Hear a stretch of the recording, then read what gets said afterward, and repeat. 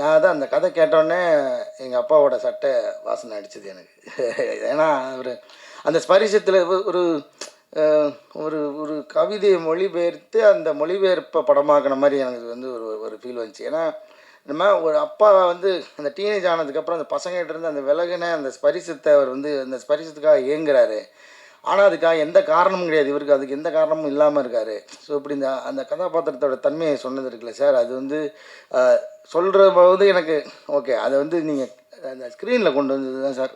அதுக்காக முதல்ல நன்றி சார் உங்களுக்கு. இந்த மாதிரி படமும் எடுங்க சார். நீங்கள் ஹிஸ்டாரிக்கல் படம் எடுக்க போகிறீங்கன்னு கேள்விப்பட்டேன். அடுத்தது அதையும் எடுங்க. நடுவில் நடுவில் இப்படி படமும் நீங்கள் கண்டிப்பாக எடுக்கணும் சார். ஏன்னா இது மாதிரியான படம் நமக்கு ரொம்ப முக்கியம் சார். நம்ம எப்போ பார்த்தாலும் மலையாள படங்கள்னு சொல்லிக்கிட்டே நம்மளை வெறுப்பேற்றிக்கிட்டே இருக்காங்க. மலையாள படங்கள் மாதிரி நம்ம படம் வரலன்னு கோச்சிக்காதீங்க சொல்லி, சும்மா ஒட்டு மொத்தமாக சொல்லலை.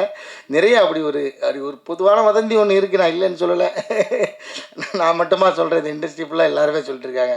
இப்போ ஒரு மலையாள படம் வந்திருக்கு பார்த்தியா, சரி இருக்கட்டும், அங்கேயே எல்லா படத்தையும் நீங்கள் பார்க்குறீங்களா அப்படின்னு வந்து அதை கேட்பேன்.